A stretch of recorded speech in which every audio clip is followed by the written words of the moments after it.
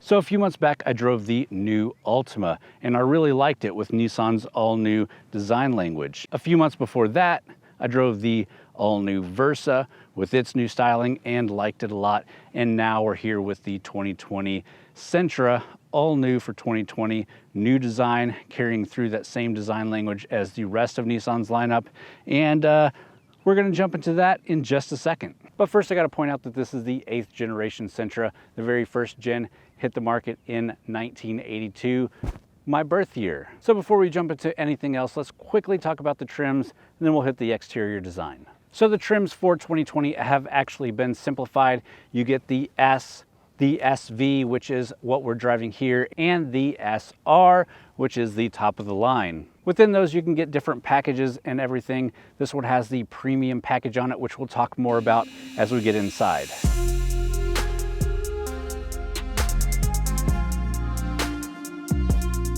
All right, so let's do it. Let's talk about the exterior styling. Again, this is an all new style for the Sentra, and it is in line with the rest of Nissan's lineup. So the style is more sporty, has a more dramatic exterior style.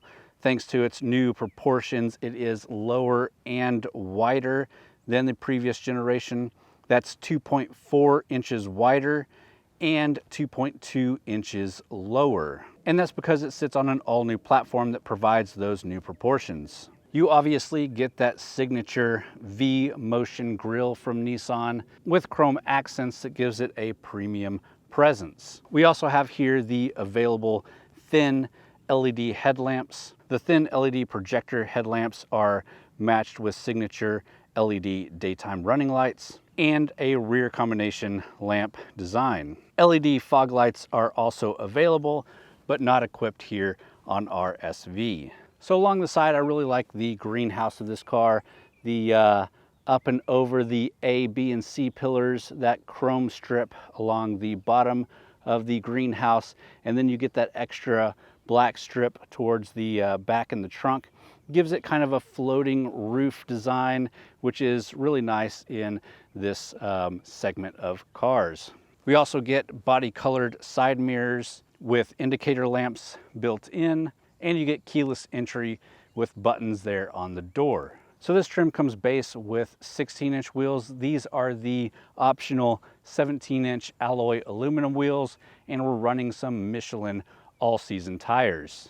Moving along the back, you can see that the roof line is lower, giving it that extra sporty look, and you get wider shoulders, again enhancing that sporty look. You also get wheels that stay flush with the body lines. That helps with aerodynamics and a nice strong stance. And all the way around the back here, you can see we have that Sentra badge, the Nissan badge, and the SV badge. Down below, we have the kind of sporty rear valance and one exhaust port. So the exterior color here is called Rosewood Metallic. I kind of like it. It's a brownish, reddish, maroonish color. It's okay, but I really quite like the electric blue metallic, especially if you're young and going for that sporty, cool, hip look. I really like that blue. This one is a more subdued look, and I think it matches the interior pretty well, which we'll jump into just a second. But first, let's check out the trunk. So the trunk does pop through a button back here. It's got a little bit of power to it, but it's not a power opening trunk. It's 14.3 cubic feet of cargo space in here, which is really good. You got plenty of room for everything, and that's a good size for this segment. You also get these 60/40 rear seats that can fold down and a little pass through there. So if you need to put more and you don't have to have people in the rear seats, you can obviously expand that trunk space greatly. All right, now let's pop the hood, check out what powers this new Sentra. And one nice thing here is that this is an all-new power plant under the hood. They haven't just made a new body and forgotten about everything else. This is more powerful and more efficient than the previous gen. And obviously you got that fancy stick to hold it up. So this new engine is a 2-liter 4-cylinder engine. The previous one was a 1.8 liter. This pushes 149 horsepower, 146 foot-pounds of torque. That's a 20% increase in power, and it's equipped with the latest generation Xtronic transmission. And that is giving you improved fuel economy. The Sentra is rated at 29 mpg city, 39 mpg highway, with a combined of 33 miles per gallon. And that's for the S. The SV grades are 28 miles per gallon city, 37 miles per gallon highway, and 32 combined. If you're in the SR grade, you're looking at 28 miles per gallon city, 37 miles per gallon highway, with a combined of 32 miles to the gallon. And I'll talk a little bit more about the fuel economy that I've been getting in this throughout the week that I've been driving it. But first, let's check out the interior, starting with the back seats.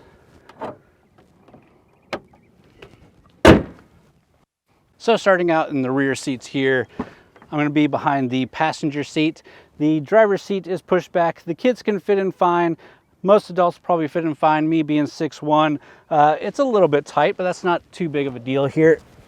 But behind the passenger seat is perfectly fine for me. And we'll talk about in a little bit how nice this interior is. But I got to say the front is nice and the rear is also super nice. It's very comfortable back here, very plush surfaces. You get your own USB charging port back here. You get nice materials on the door handles and the doors. And you get a fold down armrest with cup holders. Other than that, there's not a ton else that's back here as far as like tech and everything. You do have the rear door lock safety feature in here, so that's nice for families. But with that, let's just jump in the front.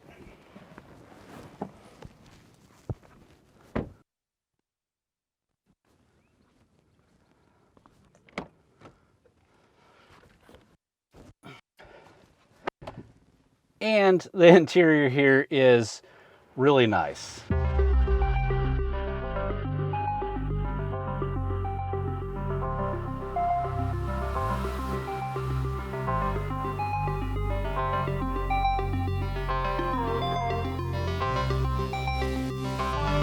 First of all, this is a new refined premium interior with special attention paid to quality and enhanced touch surfaces. Especially driver touch surfaces like the steering wheel here is really nice. You get extra padding in the armrest here and in the armrest here, really nice. They also paid attention to smooth operations of the dials and the button touches. And of course, you can't forget these leather seats. These leather seats are courtesy of the premium package. They are tan quilted leather, and you also get the tan leather surfaces here with the tan stitching with contrast black here, and you get some carbon fiber like trim pieces here, all really nice. And these seats aren't just nice feeling and quality materials, they're also heated, which is really nice. The stereo system in here is a nice 6-speaker stereo system. You can also opt for an 8-speaker Bose premium audio system. That's not what we have in this vehicle though. You do get a push button start, so let's get it started up. And first of all, let's talk about the driver information display. Standard, you get a 4.2-inch digital multi-information display. In this SV trim, we have the 7-inch digital advanced driver assist display. That's also paired with an 8-inch floating multi-touch center display. I think the system is pretty good. It's not really laggy or anything. And you do get Apple CarPlay and Android Auto integrations. You also get a rear view camera. So when you put it in reverse, you can see that rear view camera. You don't get the 360 look, but this is a small car. It's not that big of a deal. The rear camera comes in handy. The SV and SR grades add 2 front USB ports one Type A and one Type C. Really love seeing that Type C port added to these vehicles when a lot of even newer, nicer luxury vehicles aren't adding that. And of course you get that Type A charging port back in the rear seats. Also standard on all trims here is Nissan Safety Shield 360, and available you have the driver assist technologies, which will help keep you in lanes. That one's not equipped here, but we do get that Safety Shield 360, which is always nice, especially if you're buying this for a teen driving or it's a family vehicle. Always nice to have that extra safety. All right, so first off, the driving dynamics here have been enhanced with a new rear suspension and a dual pinion electric steering. So it does handle really well. It's not super fast. It doesn't have a ton of horsepower, but coming in and out of corners is actually pretty nice. It stays pretty flat even at speed, and you can kind of power in and out of those corners. Now the acceleration in this vehicle has also been enhanced with what they call D-mode step shift, and that makes the CVT kind of mimic a regular transmission with stepping the shifts. And we'll test out a quick 0 to 60 in a bit. But first, a quick shout out to YouTube. If you follow our other channel, our news channel, we always try to post a quick video there giving an overview of what we're driving before we do the full review. And the point of that is for you guys to help us figure out what we need to talk about, what we might be missing. And in my quick drive of this, I did the 0 to 60 and said there was no sport mode. And a kind YouTuber left a comment letting me know that there is a sort of sport mode. There's a button on the back here that puts it into S. So we'll double check again a little bit of 0 to 60 and acceleration test in that sport mode. Let's get to that right now. All right, so here we are at a bit of a straight road on a back road. We're at a dead stop. We've got that sport mode engaged, so let's do this again. We're gonna try to gain a little bit of revs quickly, and then let's go. Still takes a bit, but it's definitely more aggressive and sporty. And that 60 right there, so it's still not a quick 0 to 60. It's not a super fast vehicle, and can you blame it with this setup? But that's really not what it's meant to be. This is a more day-to-day driving, comfy, more premium setup. And for doing that, it has plenty of power to do what you need to do. If you need to get on or off a ramp at speed, if you need to gain some speed to pass, it can do that pretty well. And if you're already doing 40 and you slam on that, it does feel like it shifts down and pushes you forward, and you get some good momentum going. But all in all, I think the new Sentra is definitely a nice driving vehicle. Way nicer than the previous generations, although there wasn't too much wrong with those either. This looks much better. The interior in here really just still blows me away every time I see it. It's a very premium interior, very nice, something you definitely wouldn't think you'd see in a Sentra. And the driving dynamics are really nice. It's very tight, it feels good, it accelerates decently. And it's really just hard to say anything bad about it because I really think it's a great vehicle. And at that really doesn't surprise me either, because again, that Nissan Altima I thought was a really great vehicle. That new Nissan Versa I thought was a really great vehicle. This new Nissan Sentra is a really great vehicle. I'm really excited to drive a new Maxima. I think that will be really nice. But with that, let's find a place to pull over. We'll talk about price and what this competes with. All right, so let's talk quickly about the price and competition here. So base price for an S is $19,090. The SV is $20,270, and the SR is $21,430.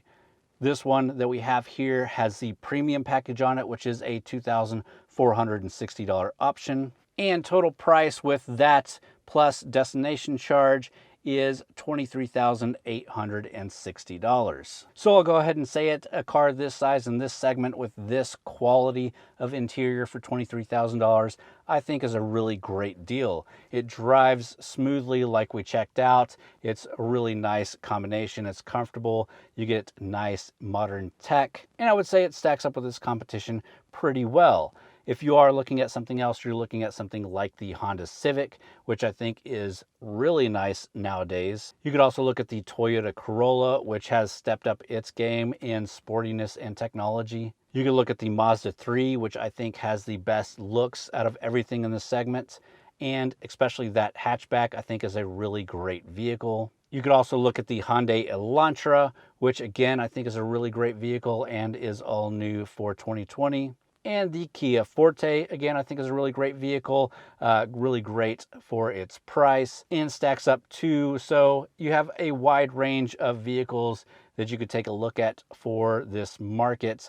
Some more sporty and more stylized, some more everyday driving. I would put this more in the everyday driving, but still premium looking for a smaller vehicle. I think Nissan has really hit the mark with all of their updates, and I would definitely recommend this one. If you're looking for more sporty, you'd look at that Mazda 3, maybe the Elantra or Honda Civic models. But all in all, again, if you're looking at this one and you're just wondering if it's a good buy, I would definitely say yes. And with that, let's get back out and wrap this video up. All right, guys, and that's the video. I hope you enjoyed this one. I really enjoyed having this Sentra for a week. It's a small car, but it's a lot bigger than the previous gens. It's really nice, especially that interior that we have here. Again, really enjoyed it. Hope you guys enjoyed the video. If you did, hit that thumbs up button. Leave a comment down below. Let me know what you think about the all-new Sentra here. And as always, guys, thanks for watching.